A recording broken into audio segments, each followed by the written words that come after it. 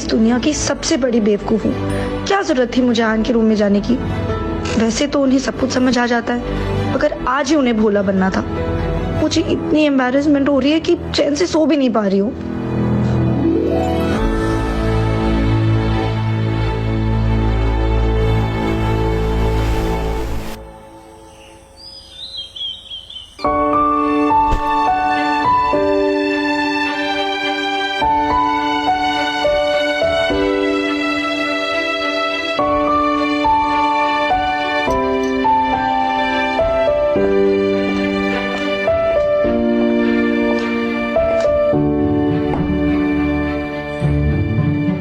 शनाया को ऑफिस छोड़ने के बाद आहान भी वहां से निकलने ही वाला था, लेकिन तभी उसने और शनाया ने एक आवाज सुनी।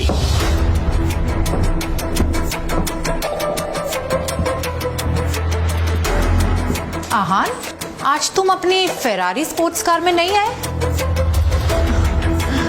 मुझे तो लगा था कि शनाया अब से रोज उसी कार में आएगी। शगुन गिल ने अपनी बात इस अंदाज में कही थी मानो वो सामने से शनाया और आहान को इंसल्ट करना चाहती थी। शगुन ने अपनी बात को आगे बढ़ाते हुए कहा, एक मिनट, कहीं ऐसा तो नहीं कि महंगी कार रेंट पे लेने के लिए आहान के पास अब पैसे भी नहीं है?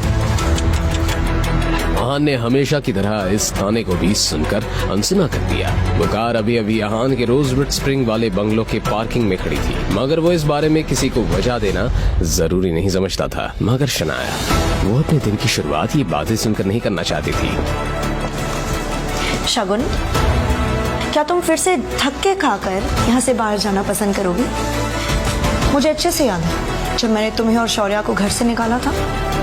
और शगुन के चेहरे का रंग ही उड़ गया। शनाया ने डायरेक्टली शगुन की दुखती नस को पकड़ लिया था, और इतना ही नहीं, शगुन को उस दिन का नजारा एक बार फिर से याद दिला दिया था। मगर एक बार फिर से उसे कुछ याद आया और शगुन ने शनाया से कहा, तुम स्प्रिंग कॉर्पोरेशन की डील की वजह से इतना हवा में उड़ रही हो ना?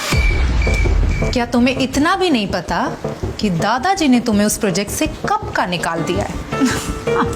ऐसा कैसे हो सकता है? कल ही तो शनाया ने ये डील जीतकर ये प्रोजेक्ट गिल कंस्ट्रक्शन को जाता है। आनंद गिल को खुश किया था, और आज एकदम से उसे एक प्रोजेक्ट से निकाल दिया। आहान ने जब ये सुना तो उसे ज्यादा हैरानी नहीं हुई। मैंने इस बात की उम्मीद पहले ही कर ली थी। शनाया के दादाजी को मनाने के लिए शौर्य और नीरज गिल किसी भी हद तक जा सकते हैं। बेवकूफ, तुम कुछ ज्यादा ही सपने देखती हो शनाया। Grow up now. इस सब का क्या मतलब है?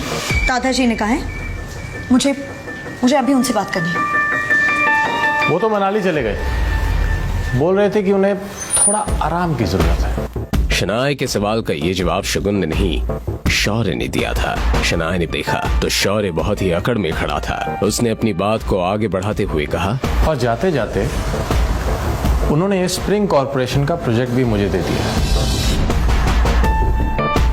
तो तुम भी अब घर जाकर आराम कर सकते हो। उन्होंने तुम्हें किस बुनियाद पर यह प्रोजेक्ट दे दिया? किस बुनियाद पर? अच्छा सवाल। शायद तुम भूल रही हो शनाया, मैं शौर्य गिल, इस गिल खानदान का इकलौता वारिस, और आगे चलकर ये बिजनेस, ये खानदान सब मेरे इशारे पर चलने वाला है। बस इसी बुनियाद पर दादाजी ने ये प्रोजेक्ट मुझे दिया है। आई होप ये तुम मेरा रीजन सुनकर सेटिस्फाइड हो। शनाया इस सब के बाद अब ना कुछ कर सकती थी और ना ही कुछ करना चाहती थी। शौर्य बस कुछ मीठी बातों से आनंद गिल को खुश कर सकता था और उनका कोई भी डिसीजन बदल सकता था, इसलिए आहान को कोई हैरानी नहीं हुई थी। शौर्या, वैसे कुछ लोग ना कुछ ज्यादा ही घमंडी होते हैं। उन्हें अपने अलावा कुछ दिखता ही नहीं है। उन्हें लगता है कि हर्ष मेहरा जैसे बिग शॉट के साथ सोने से उनकी सारी प्रॉब्लम सॉल्व हो जाएगी, लेकिन 5 स्टार होटल के बिस्तर पे सोने से और असल जिंदगी में फर्क होता है। उसने सोचा कि अब जब शनाया का ये निकम्मा पति भी यहाँ मौजूद था तो क्यों ना उसे भी इन सब में घसीट लिया जाए। आहान, तुम्हें नहीं पता कि तुम्हारी इस खूबसूरत बीवी ने हर्ष मेहरा के साथ 5 स्टार होटल में कौन सी डील फाइनल की थी? तो व्हाट? आहान, तुम्हारा दिमाग तो ठिकाने पे है? तुम जानते हो हर्ष मेहरा कौन है? हैंडसम है, रिच है, और तुम्हारी बीवी भी गुड लुकिंग है। तुम्हें क्या लगता है दोनों पूरी रात एक कमरे में थे और दोनों के बीच में कुछ भी नहीं हुआ होगा? तुम्हें लगता है कि पूरी रात दोनों ने सिर्फ एक फिल्म डिस्कस की होगी? हाँ, शनाया ने मुझे बताया था कि असल में दोनों फिल्म डिस्कस कर रहे थे। आहान, तुम्हें समझ नहीं आ रहा कि शनाया तुम्हें धोखा दे रही है? वो समझ गई कि शुरुआत से लेकर अभी तक आहान बस नाटक कर रहा था। असल में वो तो बस शगुन को चिढ़ाना चाहता था। नहीं, मुझे तो शनाया से कोई प्रॉब्लम नहीं है। शगुन की बोलती बंद हो गई, मगर ऐसे ही तो मौकों पर शौर्य अपनी कजिन का साथ देता था। प्रॉब्लम होगी भी तो तुम क्या कर लोगे? हाँ, क्या ही उखाड़ लोगे तुम? शायद तुम भूल रहे हो कि तुम एक साधारण घर जमाई हो। जो शनाया का पति कम, उसका पालतू कुत्ता ज्यादा है। शनाया ने तुम में एक परफेक्ट पैकेज ढूंढा है। तुम उसके शेफ हो, उसके ड्राइवर हो और उसके घर के काम करने वाला नौकर। और जब तुम्हें इन सब कामों से फुर्सत मिलती है तो तुम इसके एक पार्ट टाइम पति भी हो। लेकिन अफसोस, इतना सब करके भी तुम एक अच्छे पति नहीं बन पाए। ये कहते हुए शौर्य आहान को इस तरह घूर रहा था मानो किसी कचरे के डब्बे को देख रहा हो। वैसे तो हर बार आहान शनाया के फैमिली मेंबर्स की बातें चुपचाप सुन लेता था, मगर शनाया को जो लोग अच्छे नहीं लगते थे आहान उन्हें क्यों झेलता? शौर्य, कल तुझे बहुत मार पड़ी ना? तो ठीक है। आहान का ये सवाल शौर्य के ताजे जख्म पर नमक का काम कर रहा था। कल की जिल्लत शौर्य जिंदगी भर के लिए नहीं भूल सकता था। मार पड़ी, इन सबसे तेरा क्या लेना देना? तू अपनी बीवी पर कंट्रोल रख। वो बाहर गुलछर्रे उड़ाती फिर रही है, मुंह मारती फिर रही है वो बाहर। शौर्य की बात से आहान को कोई फर्क नहीं पड़ा। तू अपना देख, शनाया को मैं संभाल लूंगा। डर तो रहा है? अब तक तो मार खाने की आदत पड़ जानी चाहिए थी, नहीं? आहान के इस सवाल से शौर्य की बोलती ही बंद हो गई। शनाया का बार अफेयर चल रहा है, तुझे इस बात से बिल्कुल फर्क नहीं पड़ रहा? शनाया ने बचपन से लेकर अब तक आज पहली बार शौर्य को इतना हारा हुआ देखा था। क्या ये वही आहान था जो उसके सामने कुछ भी बोलने की हिम्मत नहीं रखता था? मेरी बीवी का अफेयर और पूरे शहर के सामने तेरा मार खाना, इस दोनों का क्या लेना देना है? तू बचपन से ही दिमाग से पैदल है या कल मार खाने के बाद हुआ है? अपनी ये बकवास बंद कर आहान। आहान ने अपना ये इंटरेस्टिंग अंदाज कभी मुझे क्यों नहीं दिखाया? अब तो कल रात जो हुआ मुझे उसका एम्बैरेसमेंट भी फील नहीं हो रहा। तुम क्यों हंस रही हो? कैरेक्टरलेस होकर भी इसके नखरे तो देखो। हमारे इस पूरे खानदान को तुम पे शर्म आती है। शनाया के खिलाफ मैं कुछ नहीं सुनूंगा आगे से। मेरी बीवी के खिलाफ एक शब्द नहीं। तुम होते कौन हो मुझे रोकने वाले?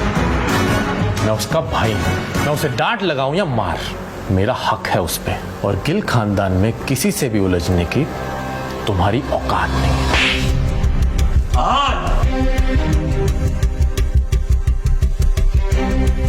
तू सही कह रहा है, मैं तुझे हाथ लगाने के भी लायक नहीं हूं। लेकिन सॉरी, तू किस लायक है ये बताना मुझे ज्यादा जरूरी लगा। उन तीनों ने भी आहान का ये अंदाज पहली बार देखा था।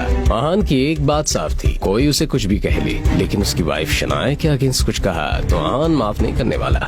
क्या तुम जानते नहीं कि मैं कौन हूं? जब दादाजी को पता चलेगा ना कि तूने मेरे साथ ऐसा किया है तो वो तुझे माफ नहीं करेंगे। इस पॉइंट पर आहान ने शौर्य को नीचा दिखाते हुए कहा, क्या तू सच में इस गलतफहमी में है कि मैं आनंद गिल से डरता हूं? बेशरम, क्या ये अपनी मौत को बुलावा दे रहा है? आहान, तुम्हें तो मैं तुम्हारी असली जगह दिखा कर रहूंगा। हर थप्पड़ का बदला लूंगा मैं इन दोनों से, और ऐसा बदला लूंगा कि वो दोनों मरने के बाद भी मेरा नाम सुनकर कांपने लगे। हेलो, कौन? मैं शौर्य, और अगर आहान की जान बचाना चाहती हो तो विक्की भाई के अड्डे पे पहुंचो। कहीं आहान किसी मुसीबत में तो नहीं? The service requested is not available. मुझे जल्द से जल्द वहाँ जाना होगा। शौर्य, तुम्हें तो मैं नहीं छोड़ूंगी। कुछ इंजीनियरिंग टीम्स के लिए तुम इतना नीचे गिर सकते हो, मैंने कभी नहीं सोचा था। आहान कहाँ है? ड्रिंक कैसी लगी मेरी जान? शौर्या, कौन है ये?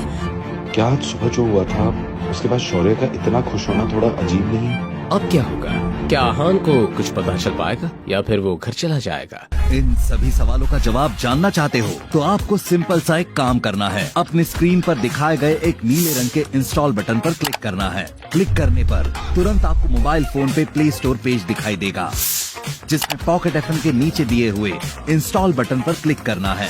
उसके बाद ओपन बटन पर क्लिक करके अपने मोबाइल नंबर से पॉकेट एफएम ऐप रजिस्टर करिए। अब आप पॉकेट एफएम के सभी अद्भुत ब्लॉकबस्टर कहानियों को सुन सकते हैं। इंस्टॉल कीजिए पॉकेट एफएम और फ्री में सुनिए दुनिया भर में हंगामा मचाने वाली ये जबरदस्त कहानी सीक्रेट अमीरजादा।